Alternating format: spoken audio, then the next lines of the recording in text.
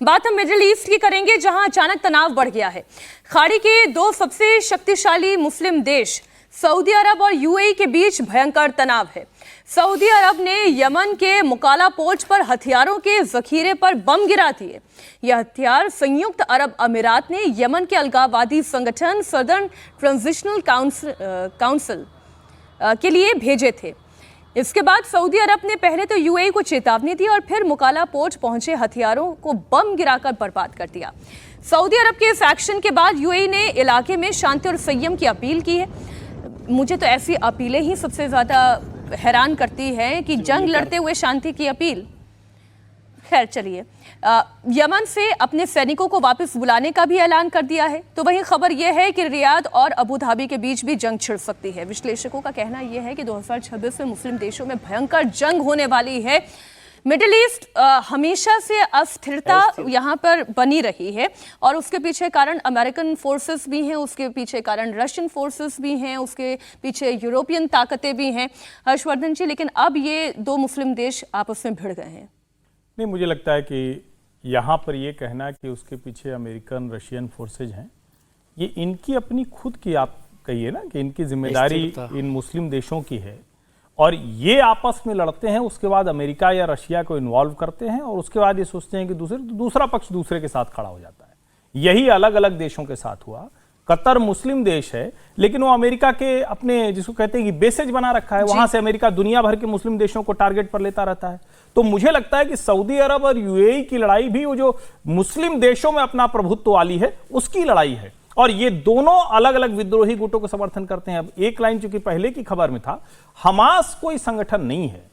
Hamas radical Islamic लोगों की महत्वाकांक्षा का एक प्रतीक है। आप उसको यूं मत देखिए वो कैसे लड़ रहा है, कभी उसके साथ लेबनान आ जाता है, कभी उसके साथ कोई और आ जाता है। ये दरअसल पूरी की पूरी ये है कि ये जो यहूदी फोर्सेज हैं या जो वेस्टर्न फोर्सेज है, ये मुस्लिम्स पर अत्याचार कर रही हैं, तो उसका एक निकला हुआ संगठन हमास है जो आतंकवादी हरकतें करता है। तो मुझे लगता है इसको समझना। और क्या उनकी नीयत भी साफ है? क्या अमेरिका उस नीयत के साथ पीस प्लान लेकर आ रहा है? तो सऊदी अरब और यूएई, इनके बीच में या जो दूसरे झगड़े हैं, ये उनकी अपनी महत्वाकांक्षाओं की वजह से है, क्योंकि वो पैसे कमाते हैं। उस पैसे के साथ वो चाहते हैं कि उनके यहां शांति रहे, दुनिया भर के मुस्लिम देशों में हथियार भेजते हैं, आतंकवादी घटनाओं को बढ़ावा देते हैं, वो सब भी इसमें शामिल है। सऊदी अरब की बमबारी के बाद ही यमन सरकार ने यूएई के साथ किया गया रक्षा समझौता रद्द कर दिया है। इसके साथ ही यमन ने 90 दिनों की इमरजेंसी घोषित कर दी है और 72 घंटों के लिए हवाई, समुद्री और जमीनी रास्तों पर भी नाकाबंदी कर दी है। दोनों देशों के बीच कभी भी जंग छिड़ सकती है, इसे लेकर सऊदी अरब में एक बड़ी बैठक चल रही है। यूएई के बीच छिड़ी ये जंग भारत के लिए खतरे की घंटी है, क्योंकि भारत के साथ दोनों देशों की रणनीतिक साझेदारी वाले रिश्ते हैं। अच्छा, सऊदी अरब के हमले के बाद यूएई ने बड़ा अटैक किया। यूएई ने लाल सागर में सऊदी अरब के समुद्री जहाज पर मिसाइल हमला किया। हमले के बाद जहाज में आग भी लगी। दोनों देशों के बीच तनाव विध्वंसक रूप लेता जा रहा है। देखें तस्वीरें आप। ये जो हमला हुआ, ये ताज़ा हमले की तस्वीरें हैं। सऊदी अरब ने हमला किया, अब यूएई भी हमले का जवाब दे रहा है। जाहिर है कयास ये लगाए जा रहे हैं कि यूएई के लिए कयामत की रात होगी। दोनों तरफ से ये जंग की शुरुआत है। समीर जी, भारत के नज़रिए से हम इसे थोड़ा समझ लेते हैं। दोनों ही देशों के साथ चूंकि हमारी रणनीतिक साझेदारी है, लेकिन भारत ये बैलेंस हमेशा से बनाता आया है। चाहे फिलिस्तीन और इसराइल की बात हो, वहाँ पर भी भारत ने बैलेंस बनाया।